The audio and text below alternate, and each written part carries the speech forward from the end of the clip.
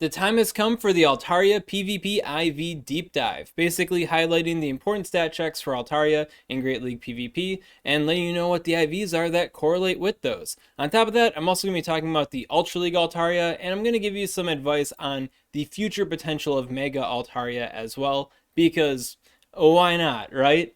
In this video, I'm going to be talking about the hidden true stats of a Pokemon and breakpoints, really high-end kind of stuff for people that aren't too familiar with it. So if you don't really know what I'm talking about, or you're only a little bit familiar with these concepts, link up above and in the description to my PvP IVs simplified video. Basically, get your feet wet before you dive off into the deep end here. And of course, I will be featuring PvP IV tables. These tables will be linked in the article on GamePress, the Altaria PvP IV deep dive, which is linked in the description as well to make everything nice and orderly for you.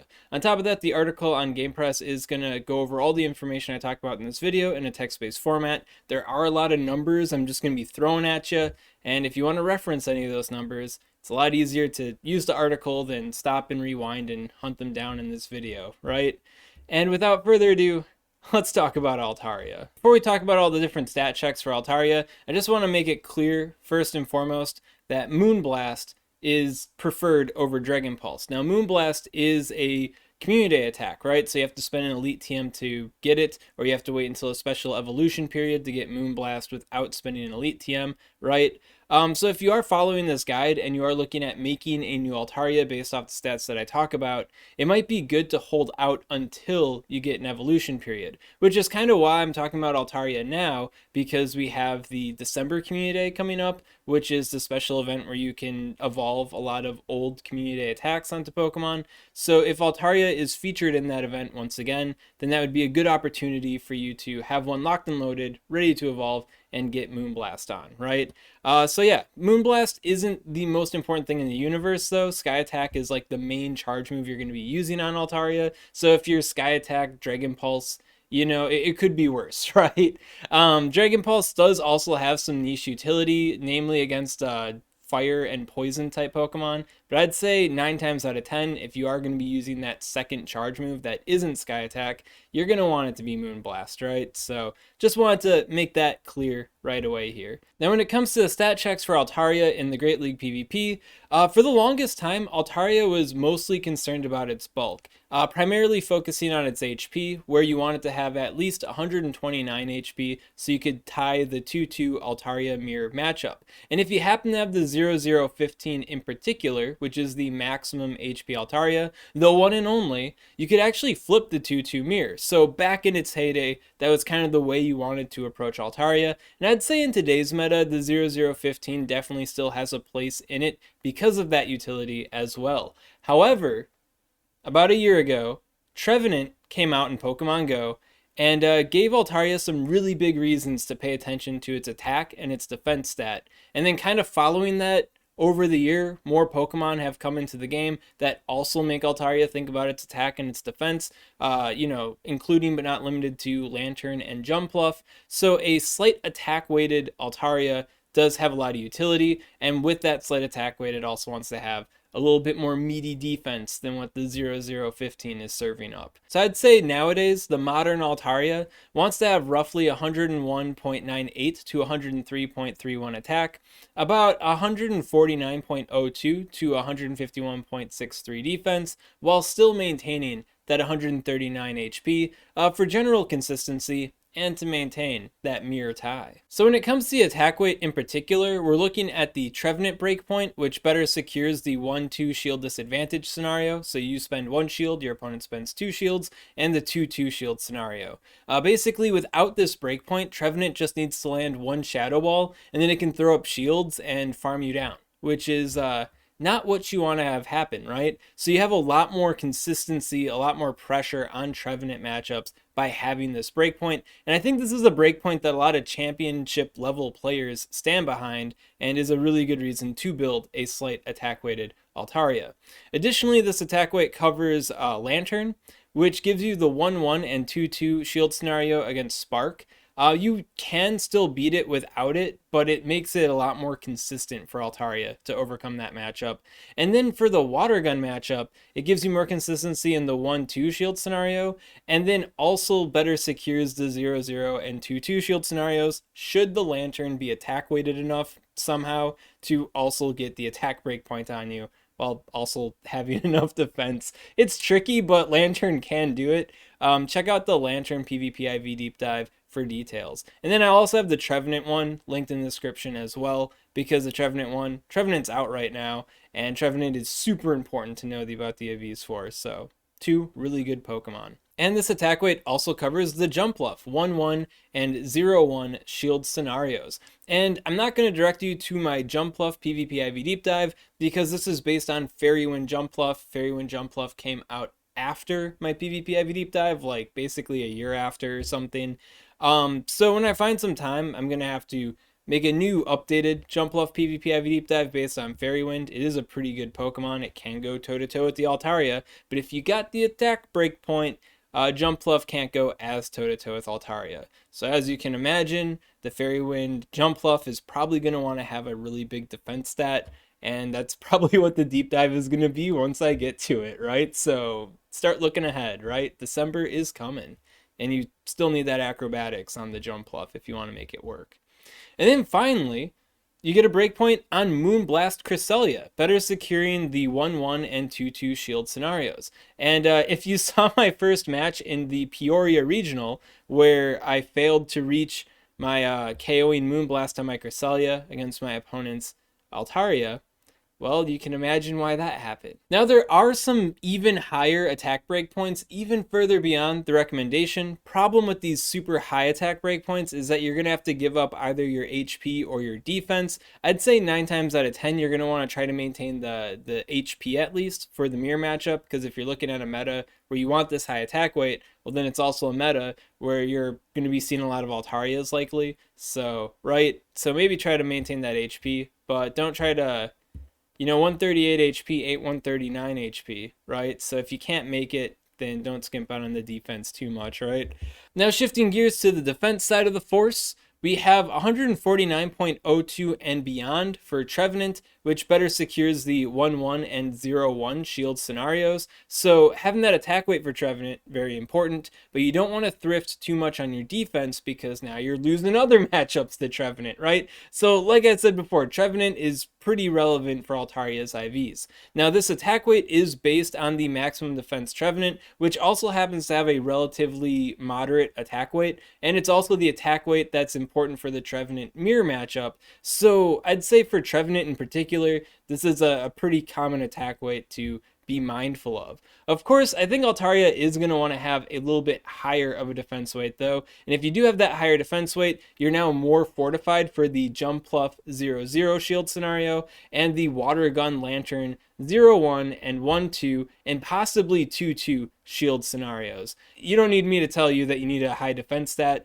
and it's pretty easy, right, to have the attack weight with the high end of the defense stat and then also maintain that 139 HP. Of course, having a little bit higher HP can also be beneficial if you do have beyond 139 HP, or you happen to have a 153.95 plus defense stat with 139 HP or higher. You can flip the Vigoroth 2-2 shield scenario, the Venusaur 1-2 shield scenario, and the Umbreon 1-1 shield scenario. So I'd say here this kind of gives credence to maintaining a high stat product. Like, you definitely want like the Trevenant Slayer, and then you also definitely still want to have a very, very high bulk weighted one. So depending on circumstances, you go for the one that makes the most sense to you based on the meta that you're entering, right? It's not all about the goofy high attack weight thing going on here. There is still some love in my heart for the high stat product, Altaria. So here are the 40 IV spreads for Altaria that meet the 102.97 attack weight, the 149.02 defense weight, and that minimum of 139 HP. The Trevenant Slayer, if you will, right? And this table is linked on the article in Game Press, which is linked in the description if you want to ogle it yourself.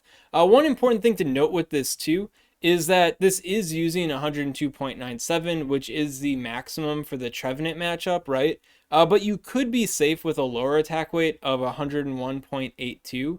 So if you wanted to modify this table, and instead of using this higher attack weight, you could go with 101.82 to get more options than 40. So this gives you 120 options. So you can see the rank 4 and the rank 7 make it. And not to out myself here, but for Peoria, I actually brought the rank 4 myself because I didn't have the higher attack weight ones with the defense, with the HP already evolved, because back when Altaria Community Day happened, I didn't know about this, right? And while I do have the Swablues to evolve into these stat weights, it's not December yet, and I personally felt that being prepared for, you know, at least the rank 1 defense for Trevenant would be enough. And so yeah, I think that's perfectly fine to use there too. And I don't mind sharing this because, you know, once December comes, I'm going to be having a little bit different Altaria I'm going to be working with, because I do like having that consistency there. And then I also have this additional table here linked on GamePress, which uses that 101.82 attack weight with the higher defense weight of 151.63 with the 139 HP. So these 15 I'd consider to be the best for kind of dipping your toes into the Trevenant situation, but still having a little bit of grip on the bulk situation still. So I'd say these are a little bit more Goldilocks for people that don't want to go too deep into the attack weights. And then I also have this little table here also on GamePress. If you think this attack weight stuff is complete insanity and you only want the highest of premium bulk Altaria, well, these 7 Altarias are the only ones I'd really consider to be high bulk. If you don't have any of these 7, then like give up on the high bulk dreams and go for the Trevenant attack weight, because you're really not going to be that quote unquote high bulk, right? I'd say overall, if you don't have the rank 1, 2, or 7, then, you know, I'd really strongly prefer the Trevenant attack weighted ones over the other options on this list. But that's my personal preference. These are all very good bulk options. And then cool highlight for the rank 7 here is, yeah, it does have that slight attack weight for Trevenant while also having that premium bulk. So the rank 7 is looking pretty Goldilocks zone for the most part there. But personally, for me, I prefer the higher attack weights, but everybody has their own preferences when it comes to this stuff. At the end of the day, what we're able to use is what we're able to bring, which is what we actually have. So just trying to highlight the other options for you with these deep dives. Now, all these goofy attack weights and defense breakpoints and bulk checks and stuff, that's great, Ryan, right? You got all your different options here. But what are the champions really using? What are the big dogs actually bringing to the show, right? Well, I talked to 2 big dogs. First of the big dogs I talked to is the current reigning World Champion DancingRob. DancingRob didn't use an Altaria in the Play Pokemon Championship series because back in the 2022 format, Altaria wasn't that good because Walrein was literally everywhere. You'd be insane to bring Altaria. However, I did talk to him about IVs in general a while back, and he told me that he has 4 different Altaria builds that he has. So, you know, if you're trying to think about your one and only and you're safe there, well, the World Champion has 4 different Altaria IV spreads that he uses. 2 of the Altaria IVs are like rank 1 high stat product adjacent types. I don't think either of them are the rank 1, but, you know, high stat product, high bulk. One has the Moonblast, one has the Dragon Pulse. And then, because of Trevenant, DancingRob built the Trevenant Slayer Altaria because Trevenant's freaking everywhere, and having that extra advantage against Trevenant is kind of a big deal, at least in the eyes of the World Champion, at least. Who am I, right? And then the final Altaria he has is the big Wish Cash attack weight Altaria, because DancingRob was born in the Silpharina, like many of us, and you just don't do the Silpharina without having an attack weighted Altaria for Wish Cash, because when those cups come up, you really want to have that attack breakpoint, as goofy as it sounds, right? Then the other champion that I interviewed was second place in Peoria, the Goddess NHoff, and she brought an Altaria actually to the C6 format because it's the 2023 format. Walrein has kind of fallen off, so Altaria is actually good. So what does the Altaria player that took second place with Altaria have to say about Altaria. And honestly, NHoff went even further beyond what I would do for Altaria. She forewent having the rank 1. She has the rank 1, and she chose not to bring the rank 1 and evolved a Trevenant attack-weighted Altaria and elite TM'd it prior to the tournament just to use a Trevenant Slayer at Peoria. So, you tell me, is the Trevenant matchup kind of important? We got the World Champion, we got the second place champion from Peoria, elite TMing Moonblast, something I would strongly consider maybe trying to avoid, right? I think it might be kind of a big deal. So if that doesn't sell you on the Trevenant attack weight, I don't know what will. Let's talk about Ultra League. Altaria's maximum CP at level 51, so maxed out XL and Best Buddy, is 2,293. Now that sounds super bad, but it does have a 3,973 stat product, which is pretty respectable, right, in the Ultra League PvP. Thing is Giratina exists, and Giratina is just like way better as a dragon type Pokemon, and usually like in the Great League and Ultra League at least, only one dragon rules the roost because dragon is super effective into dragons, so it's kind of hard for the lesser dragons to stand out. Go talk to, you know, Zweilous about that one in the Open Great League, right? So yeah, but in cups where Giratina is banned, such as the Ultra League Premier Cup, that is an opportunity for Altaria to possibly stand out. I'd say even with that, in today's meta, things have gotten a little bit more harsh for Altaria than it was about, like, I don't know, a year or two ago. Probably like, oh wow, yeah, probably 2 years ago now. So probably not the greatest investment of all time, right? But if you do happen to have like the Hundo Altaria, it is a pretty good, you know, raid investment for the Mega Altaria. It's a pretty good raid attacker. So not the worst XL investment, but probably not exactly the big XL priority here. And if you don't have the Hundo, doing basic matrix simulations suggests that the 12, 12, 14 is probably perfectly fine. But personally, I'd probably just want to go with the 15, 14, 14 as a minimum. Of course, if you already built a big XL level 51 Altaria, whatever you got is probably a-okay. Then finally, I want to talk about Mega Altaria just for the heck of it, right? Right now, Mega Pokemon aren't allowed in the Go Battle League. You can do private PvP battles with them, but you can't use them in Go Battle League, right? But should there be a future where Megas are allowed in Go Battle League, Mega Altaria is one of the few Mega Pokemon that's actually like kind of good or at least unique in the Great League and Ultra League PvP. Most Mega Pokemon increase their attack stat by like a lot. None of the Mega Pokemon increase their HP stat, so usually it doesn't work out so hot for the Great League and Ultra League. But Mega Altaria is a little bit different. And what's different about Mega Altaria is that it trades its flying type for a fairy type, making it a perfectly unique Dragon Fairy Pokemon. So while like Dialga is super cool because it's the Dragon Breath user that is neutral to Dragon Breath, Mega Altaria is the Dragon Breath user that actually resists Dragon Breath. So if there's some big dragons on campus, Mega Altaria is going to peck them down. But warning, please don't use this in Master League, and maybe don't even use it in Great League, honestly. Running some matrix simulations on it in the Great League, it does seem pretty lackluster. So outside of a cup format or something, I don't see Mega Altaria being that big in the Great League, but it does look pretty interesting in the Great League, so definitely worth thinking about. In the Ultra League, however, though, Mega Altaria is looking pretty good, because Altaria at a base is kind of stuck at that 2,200 CP. Mega Altaria can go all the way up to 2,500 and then some. So it definitely has a lot more stats and can make use of its stats a lot better in the Ultra League. To add to that, it resists dragon attacks. So Giratina has a really big, dragon Pokemon to look out for in the format, which means, yeah, Mega Altaria obviously can be pretty good. Now, I didn't spend a whole lot of time looking at the stat checks for Mega Altaria in the Ultra League, but what I did deduce was that roughly 165 defense with at least 139 HP was a pretty safe minimum. And of course, linked on GamePress, here I have the table that features the 216 different Mega Altaria PvP IV spreads for the Ultra League that meet that minimum defense check of 165 and the HP check of 139.